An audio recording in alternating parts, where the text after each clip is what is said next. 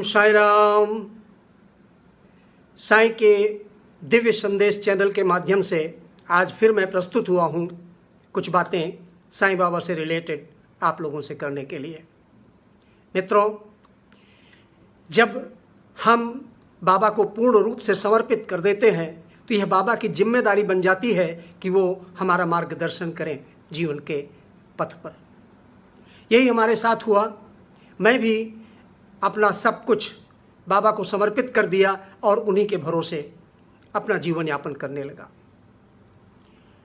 मित्रों, मेरा समर्पण कुछ यूं है कि मैं हमेशा अपनी प्रार्थना में यही कहता हूं, I am no one, you are all, without you I will fall, I am too low, you are tall, I am for none, you are for all. तो मेरी भक्ति इसी तरह की है कि मैंने अपना सब कुछ बाबा को समर्पित कर दिया है। और इस समर्पित भाव से ऐसा नहीं है कि जीवन में कष्ट नहीं आएंगे। यह जीवन में परिस्थितियां बदलती रहती हैं, वो सब प्रकृति जन्य हैं, कर्मजन्य हैं। तो इन सब परिस्थितियों से जूझने के लिए साईं बाबा हमें रास्ता बताते हैं। तो ऐसा नहीं है कि हमारे जीवन में दुख नहीं आए साईं बाबा को समर्पण करके, लेकिन हमें उनका मार्गदर्शन मिलता रहा और हम आगे बढ़ते रहे। इसी तरह की विपरीत परिस्थितियां जब मैं लेट 30s में था, हमारी उम्र, उस समय कुछ विपरीत परिस्थितियों के चलते मेरा मानसिक तनाव काफ़ी बढ़ गया और उस तनाव के चलते मुझे डॉक्टर के पास से ब्लड प्रेशर की दवाई प्रेस्क्राइब कर दी गई और मैं ब्लड प्रेशर की दवा लेने लगा लेट 30s में। अब सोचिए, हमारी चिंता और बढ़ गई कि अभी इस उम्र में यदि हमें ब्लड प्रेशर की दवा लेनी पड़े तो आगे क्या होगा।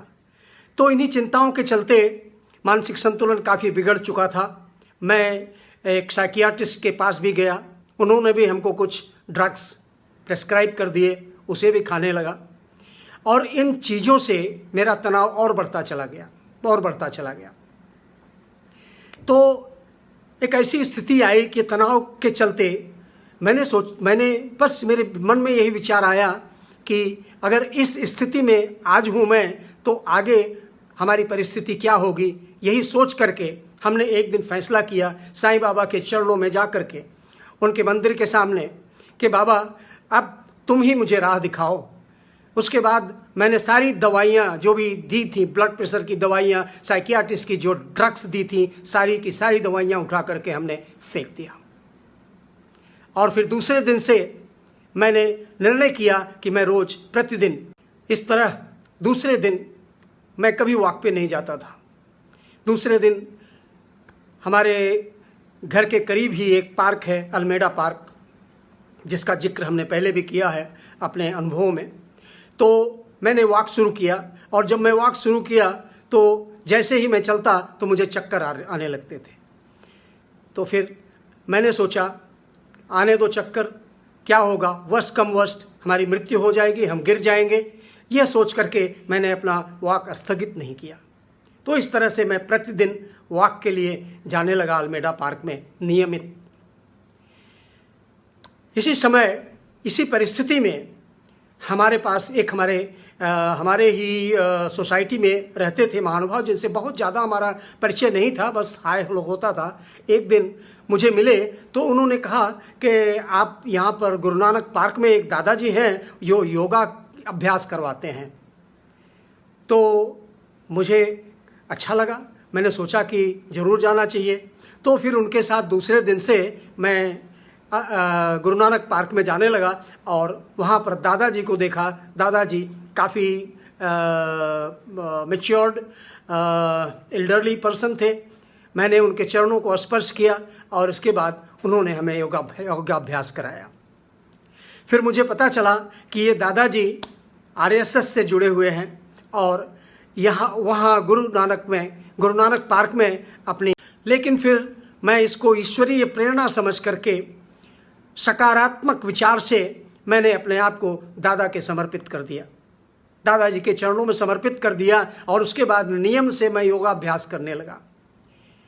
धीरे धीरे मेरी मेरा मेरा जो मानसिक संतुलन था वो काफ़ी ठीक होने लगा।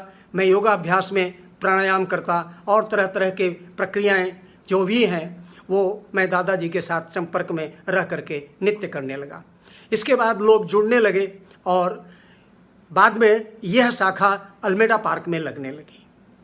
और इस तरह से मैंने योगा सीख करके इतना परिपक्व हो गया कि दादाजी ने हमें भी योगा का इंस्ट्रक्टर बना दिया। उनकी अनुपस्थिति में या उनके रहते हुए भी मैं स्वयं योगा का अभ्यास लोगों को करवाया करता था आरएसएस की शाखा में।